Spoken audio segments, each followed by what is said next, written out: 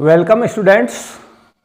सारणिक में या डिटर्मिनेंट में आगे अपन कुछ टॉपिक्स लेने जा रहे हैं। सबसे पहले अपने सारणिक के या डिटर्मिनेंट के कहाँ यूज़ कर सकते हैं उसके वो देखें। सबसे पहले देखिए, एक त्रिभुज का क्षेत्रफल ज्ञात करने के लिए उसके जो तीनों शीर्ष वर्सेज हैं वो आपको उसके कोऑर्डिनेट्स दिए हुए होने चाहिए। जैसे x1 y1 x2 y2 x3 y3 इस तरह से कोऑर्डिनेट्स हैं। वैसे आपने इस संबंध में क्लास 11 में भी कोई फार्मूला पढ़ा था, वो फार्मूले का उसी का वैसे ये एक दूसरा रूपांतरण कर रखा है सारणिक या डिटरमिनेंट के रूप में। उस त्रिभुज का क्षेत्रफल एरिया ये हो जाएगा 1/2। ये फर्स्ट रो आपकी x1 y1 1, second x2 y2 1, 3 जो थर्ड रो है वो x3 y3 1। इसको सॉल्व कर लो, जैसे आपको डिटरमिनेंट सॉल्व करना बता रखा है वैसे आप सॉल्व कर लो। चाहे दो जगह जीरो बना करके सॉल्व कर लो, चाहे डायरेक्ट सॉल्व कर लो, किसी भी पंक्ति या किसी भी स्तंभ के अनुदिश उसका प्रसार करके, और इसकी जो वैल्यू आ जाएगी आपके क्षेत्रफल की। यदि ये तीनों के तीनों बिंदु संरेख हों, कोलिनियर हों, तो इसकी भी कंडीशन ये होगी कि चूंकि ये कोलिनियर है, संरेख हैं, इसलिए इससे त्रिभुज तो बनेगी नहीं। एक ही रेखा के ऊपर यदि स्थित होंगे तीनों बिंदु तो त्रिभुज नहीं बनेगी। त्रिभुज न बनने के कारण ये जो क्षेत्रफल है त्रिभुज का ये जीरो हो जाएगा। इसको जो अपन जीरो करेंगे तो 1/2 से तो वैसे डिवाइड कर देंगे और ये आपके डिटरमिनेंट बच जाएगा लेफ्ट हैंड साइड पर इक्वल टू 0। इसकी वैल्यू यदि 0 आ जाती है तो समझ लो कि कोलिनियर है, संरेख है तीनों बिंदु। और यदि पहले से संरेख दे रखे हैं आपको क्वेश्चन में, मान लो कोई अननोन वहां पर क्वांटिटी दे रखी हो, अज्ञात राशि, आपको मान निकालना हो और कंडीशन ये दे रखी हो कि ये तीनों के तीनों बिंदु संरेख हैं, तो आप बताइए इस अननोन जो क्वांटिटी की क्या वैल्यू होगी। तो इसके लिए फिर आपको ये इक्वेशन बना करके चलनी पड़ेगी। यानी ये सारणिक बराबर 0 लेकर के चलोगे, बराबर 0 प्रूव नहीं करना है फिर आपको, बल्कि बराबर 0 लेके चलोगे और लेके चलने से एक इक्वेशन बन जाएगी। इसको सॉल्व करने से उससे उस क्वांटिटी का मान आ जाएगा। इसी तरह से इसका जो थर्ड यूज है वो आप दो ये पॉइंट्स है x1 y1 और x2 y2 उससे जाने वाली रेखा का समीकरण ज्ञात करने में।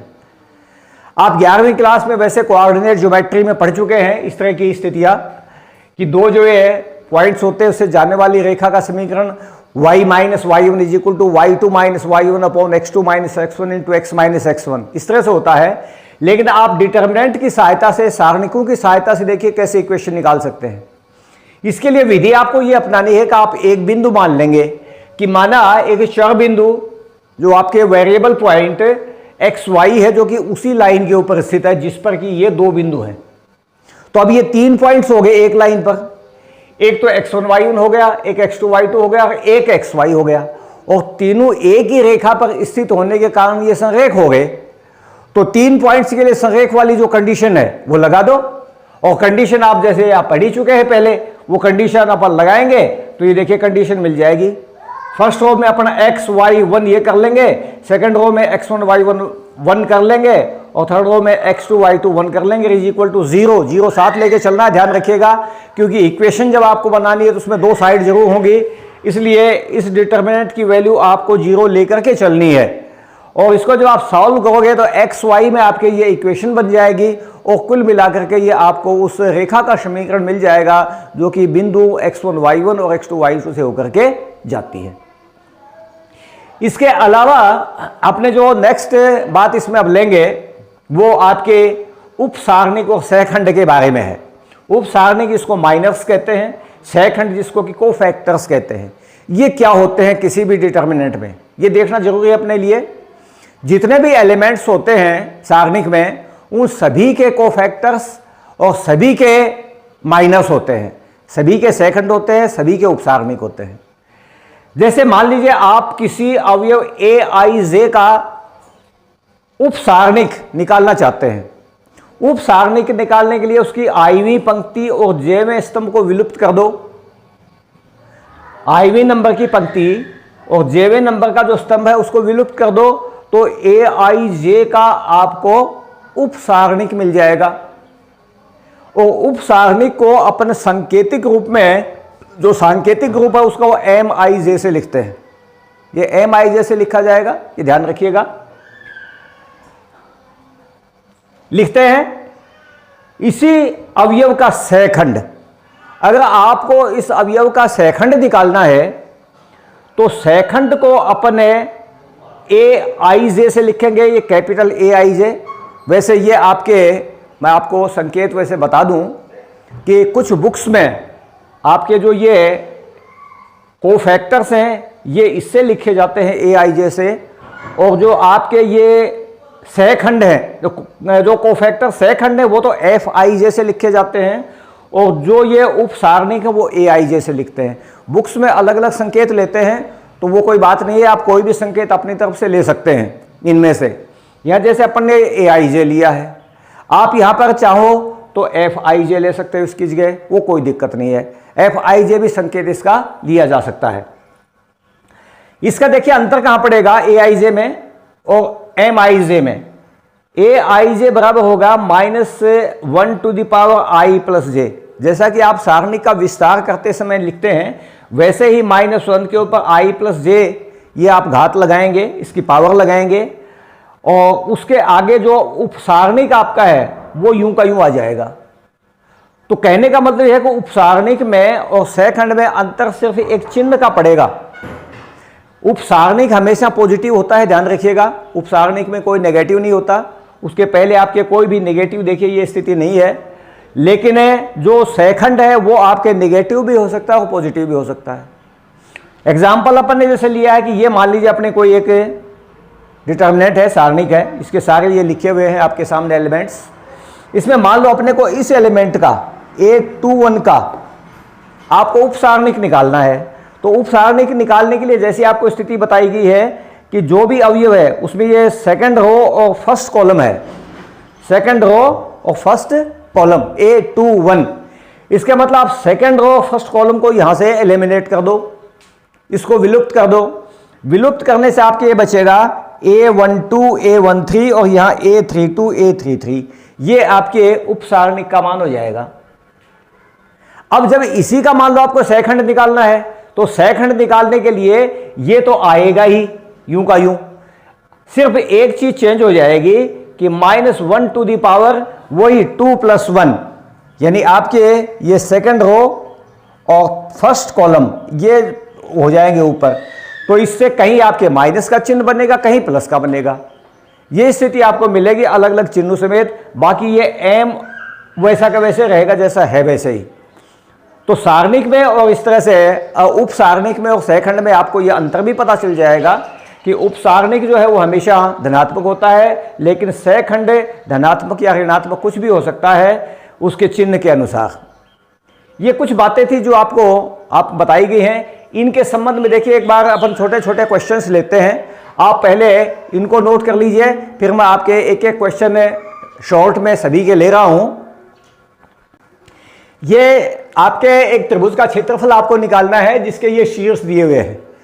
तो क्षेत्रफल निकालने के लिए सीधा सीधा आप सूत्र लगाएंगे जो आपको बताया गया है, 1/2। आपके फर्स्ट रो में अपने लिखा था x1 y1 और 1, ये x1 है, ये आपके यहां पर ये x1, ये आपके y1 हो जाएगा, और आगे आपको 1 लिखना है, यानी 2 7 और 1। सेकंड रो में आप x2 y2 और 1 लिख दो, 1 1 और 1। और थर्ड रो में 10 8, ये x3 y3 और 1 लिख दो, 10 8 1। इसकी वैल्यू आप चाहे डायरेक्ट निकाल लो और चाहे आप कहीं अगर जीरो बनाना चाहते हो तो दो जगह जीरो बना लो। जैसे अपन देखो जीरो बना करके इसको सॉल्व कर रहे हैं, एक तो अपन यहां जीरो बनाएंगे और एक यहां जीरो बनाएंगे, यानी एक तो R2 में करेंगे, R2 की जगह पे R2 - R1, और R3 की जगह R3 - R1 करने पर डेल्टा इज इक्वल टू, ये क्षेत्रफल का संकेत डेल्टा, R2 R1 में आपको R1 आप कुछ कर नहीं रहे हैं, इसको वैसे वैसे लिख दो। R2 में से आप R1 घटा रहे हैं, एक में से 2 घटा लो -1 आ जाएगा, इस एक में से 7 घटा लो -6 आ जाएगा, इस एक में से एक घटा लो, 0 आ जाएगा। इसी तरह से थर्ड में से भी आप 1 घटाइए, 10 में से 2 घटाइए, 8 आ जाएगा। 8 में से 7 घटाइए, 1 आ जाएगा। और 1 में से 1 घटाइए, 0 आ जाएगा। और प्रसार कर लो इस C3 के अनुदिश। C3 के अनुदिश प्रसार करने पर डेल्टा इज इक्वल टू 1/2 बाहर है ही है। आप पहले ये एलिमेंट लिखोगे, इसका चिन्ह देखोगे, साइन कैसा बनेगा। ये आपके फर्स्ट रो और थर्ड कॉलम में है। फर्स्ट रो और थर्ड कॉलम 1 3 4 हो जाएगा। 1 + 3 4, यानी इसका चिन्ह जैसा है वैसा का वैसा रहेगा। 1 और 1 के साथ में आप मल्टीप्लाई, देखो अब आपको क्या करना है, इस रो को और इस कॉलम को छोड़ दो, इसका और इसका मल्टीप्लीकेशन -1, और फिर ये घटाओगे, ये मल्टीप्लीकेशन -48 -1, और ये -48 जो है प्लस का 48 हो जाएगा।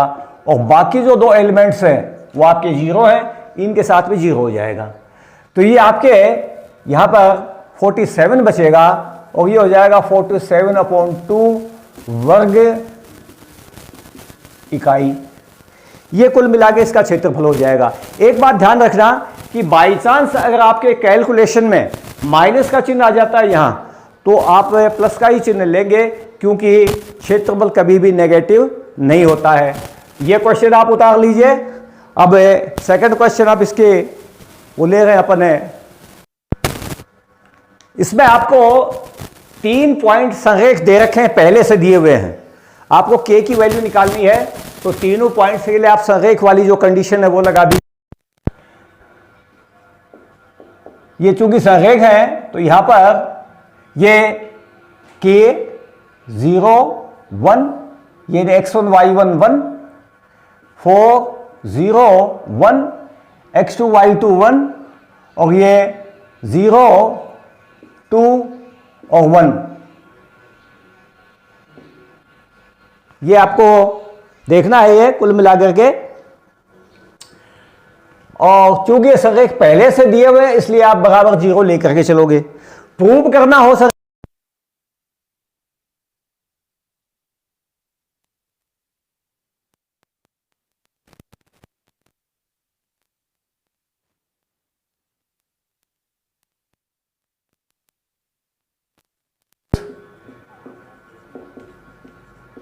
प्रसार करने पर प्रसार करेंगे तो सबसे पहले तो आपके ये 0, फिर इसके बाद में सेकंड में भी 0, और थर्ड में ये 2 है। इसका देखिए क्या बनेगा।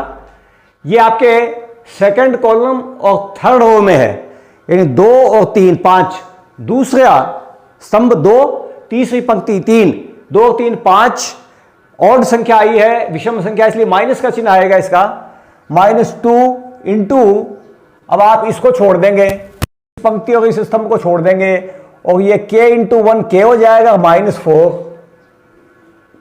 k - 4 = 0। इसको आप सॉल्व कर लो, इसमें ये तो टर्म खत्म हो जाएगा, -2 से वैसे डिवाइड कर दो, k - 4 = 0 हो जाएगा, इंप्लाइज दैट k आ जाएगा 4। ये सेकंड आपको जो लिखवाया था यूज, उस पर डिपेंड क्वेश्चन है। थर्ड यूज देखिए इसका। इस क्वेश्चन में आपको ये 2 पॉइंट दे रखे हैं, और सारणिकों के डिटरमिनेंट के यूज से आपको सरल रेखा का समीकरण निकालना है। तो आप मान लीजिए कि माना इस रेखा पर एक चर बिंदु वेरिएबल पॉइंट एक्स वाई है। एक वेरिएबल पॉइंट मानेंगे आप इसके ऊपर एक्स वाई। अब ये 3 पॉइंट्स हो गए जो कि संरेख हो गए, अतः 3 1 9 3 और एक्स वाई संरेख होंगे। तो संरेख वाली कंडीशन लगा दो। अगर 3 पॉइंट संरेख हैं तो वो डिटर्मिनेंट जो अपन ने बताया था =0 आप लेके चलेंगे। x y 1 3 1 0 1 और 9 3 1।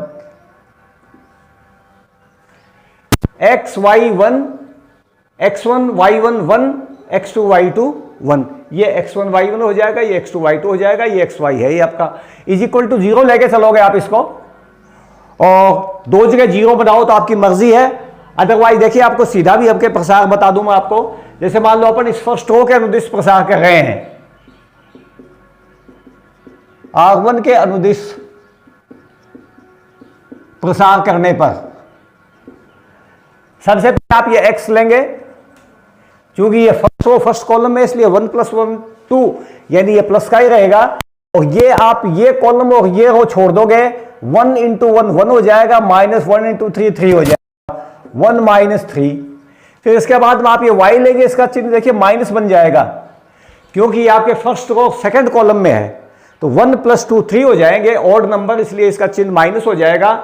आप ये रो और ये कॉलम छोड़ देंगे, बचेंगे 3 - 9 3 - 9, और फिर लास्ट में ये 1, इसका साइन प्लस का ही होगा, क्योंकि ये फर्स्ट रो थर्ड कॉलम में 1 + 3 4। तो आप ये रो और ये कॉलम छोड़ देंगे, ये 9 - 9 9 = 0।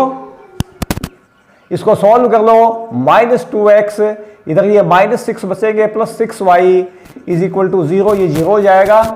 या इसमें 2 से आप डिवाइड कर सकते हो, -2 से बल्कि डिवाइड कर दो, -2 से, ताकि ये पॉजिटिव ही हो जाएगा x वाला टर्म। ये हो जाएगा x - 3y = 0। ये आपके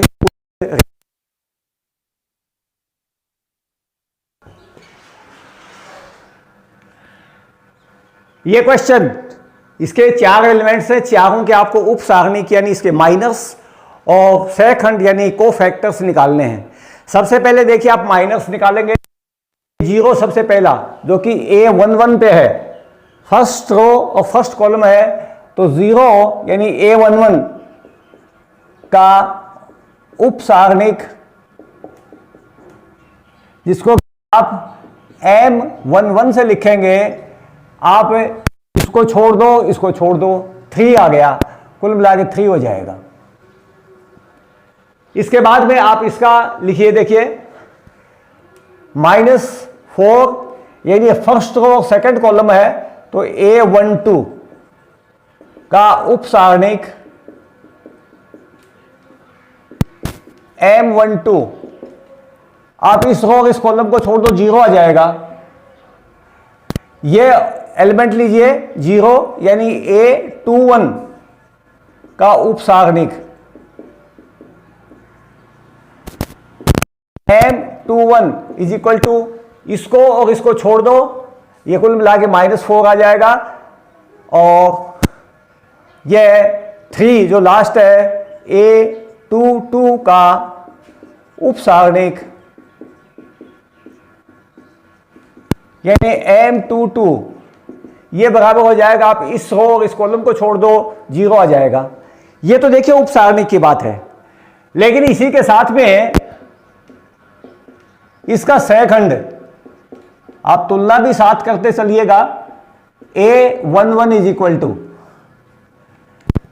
= यहां आपको सिर्फ यही चेंज करना है कि A11 यानी पहली पंक्ति और पहला स्तंभ है, इसलिए 1 + 1 2, 2 से आप -1 को घात चढ़ाएंगे इसके ऊपर, 1 + 1, और आगे ये का ये जो M11 का मान आया है वो का वो लिख देंगे, यानी ये प्लस का चिन्ह बनेगा, और M11 3 आया है, ये 3 आ जाएगा। इसका सहखंड A12 -1 + 1 + 2, और M12 की वैल्यू 0 है, ये वैसे माइनस का चिन्ह बनेगा, -1 × 0 = कुल मिला के 0 हो जाएगा। इसका सहखंड देखिए, इसका सहखंड A21 -1 × 2 + 1 M21 की वैल्यू -4 आई है, और ये आपके -1 बनेगा, -1 इंटू -4 इज इक्वल टू 4 हो जाएगा। और इसका second a22 -1 to the power 2 + 2 into m22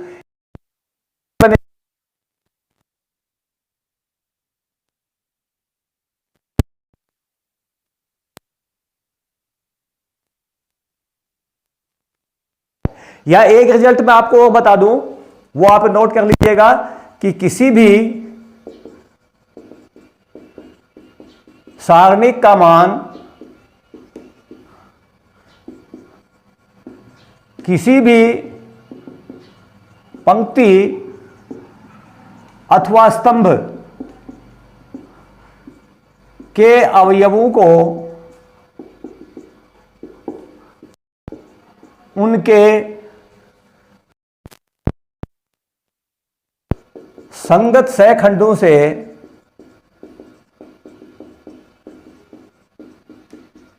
गुणा करके योग करने पर प्राप्त होता है। जैसे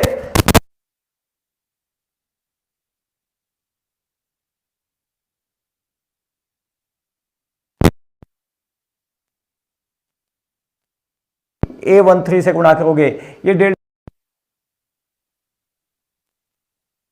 का जो संगत सहखंड है आप उसी से उसको मल्टीप्लाई कीजिए, ऐड कर दीजिए, सारणिक का मान आ जाएगा। यह भी आपको ध्यान में रखना है। नोट,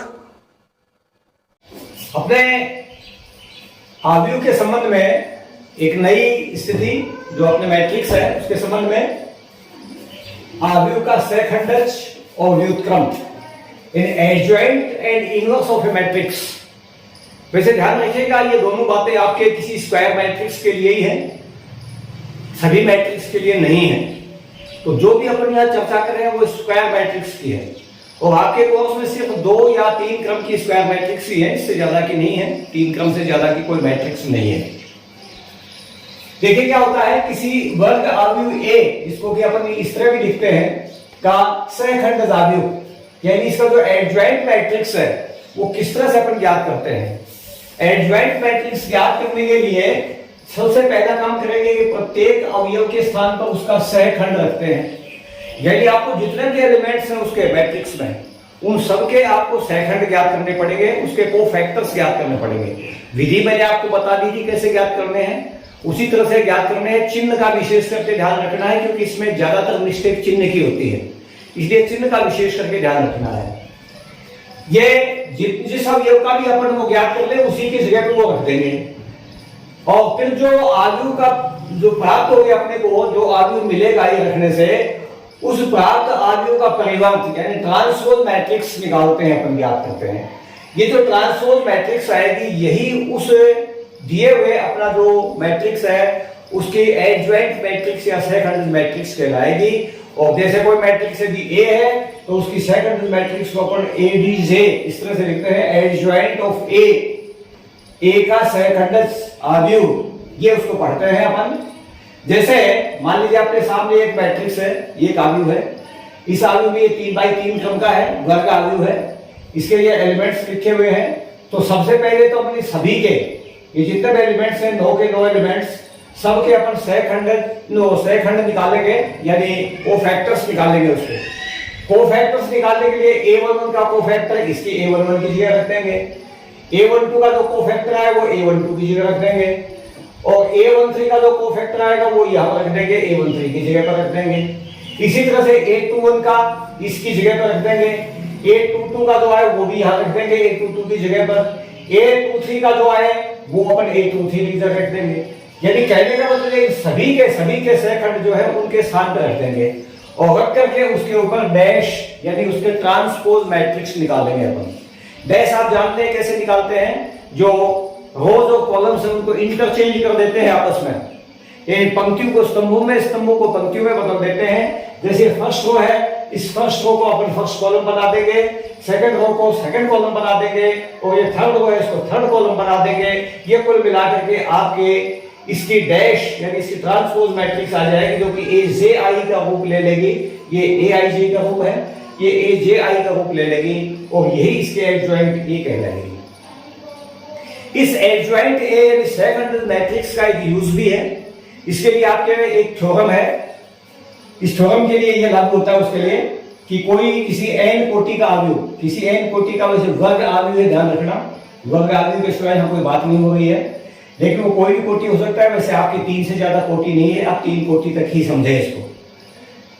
ये रिजल्ट लागू होता है a into adjoint a is equal to adjoint a into a और इज इक्वल टू सारणिक a इंटू आई। यानी कोई अवयव है आपके, ये वर्ग अवयव a, उसको उसके एडजॉइंट अवयव से सेकंडल अवयव से मल्टीप्लाई कीजिए, या पहले सेकंडल रख करके बाद में इससे आप मल्टीप्लाई कीजिए। इनका रिजल्ट उतना ही आएगा जितना कि आप उस मैट्रिक्स के सारणिक, जो मैट्रिक्स का डिटरमिनेंट बनता है, उसको आप उसी क्रम के तत्समक अवयव आइडेंटिटी मैट्रिक्स से मल्टीप्लाई करेंगे। तो ये तीनों के तीनों आपस में बराबर होते हैं। देखिए इनकी सहायता से अपन है इन दो को लेकर के, ये फर्स्ट और ये थर्ड, या चाहे इनको ले लेना, कोई बात नहीं है। इसको थोड़ा अपन स्ट्रेस चेंज करते हैं कि सारणिक ए से इसको डिवाइड कर देते हैं। ये आ जाएगा a into adjoint a upon सारणिक a, determinant a is equal to I बच जाएगा उधर। वैसे आपने इससे रिलेटेड एक सूत्र ये पहले पढ़ा है कि a into a inverse is equal to I होता है। a into a inverse is equal to I होता है। तो ये देखिए, ये तो a है और ये आपके बन गया a इनवर्स। a को आपने इससे गुणा किया तब आई आया है, इसके मतलब ये a इनवर्स बन गया यहां से यहां तक का हिस्सा। इसलिए इनवर्स का आपके सामने एक सूत्र आ जाएगा कि a inverse is equal to adjoint a upon सारणिक a। आप इसकी सहायता से, इस फार्मूले की सहायता से आप उस दी हुई मैट्रिक्स का इनवर्स यानी जो उसके प्रतिलोम मैट्रिक्स है, व्युत्क्रम मैट्रिक्स है, वो ज्ञात करेंगे। व्युत्क्रम मैट्रिक्स ज्ञात करने की आपने एक विधि वैसे पहले भी पढ़ी थी, जिसमें कि आप जो उसके जो एलिमेंट्री जो ट्रांसफॉर्मेशंस थे उनकी हेल्प लेकर के आपने ये सॉल्व किया था। अब आप इसकी सहायता से ए इनवर्स याद करेंगे। तो आपको ये इनवर्स याद करने के लिए क्या चाहिएगा कि सबसे पहले दी हुई मैट्रिक्स का ये सारणिक एक आपको मालूम करना पड़ेगा, उसके एडजॉइंट ए मालूम करना पड़ेगा, इसमें इसका भाग देना पड़ेगा। लेकिन शर्त ये होगी यहां पर, ध्यान रखिएगा कि सारणिक ए की वैल्यू जो है वो 0 नहीं होनी चाहिए। यानी किसी भी मैट्रिक्स के किसी भी अवयव के इन्वर्टिबल होने के लिए, उसके व्युत्क्रम होने के लिए ये फर्स्ट कंडीशन है, ये आपके डिटरमिनेंट ए की वैल्यू 0 नहीं होनी चाहिए। इसलिए आप डिटरमिनेंट ए की वैल्यू पहले निकाल लेना।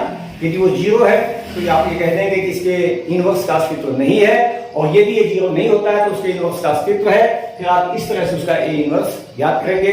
उम्मीद है आपको ये पॉइंट समझ में आ गए होंगे। क्वेश्चंस इसके अपन नेक्स्ट वीडियो में सॉल्व करेंगे, इंपॉर्टेंट क्वेश्चंस, और तब तक आप इनको उतार लीजिए अपनी कॉपी में। धन्यवाद।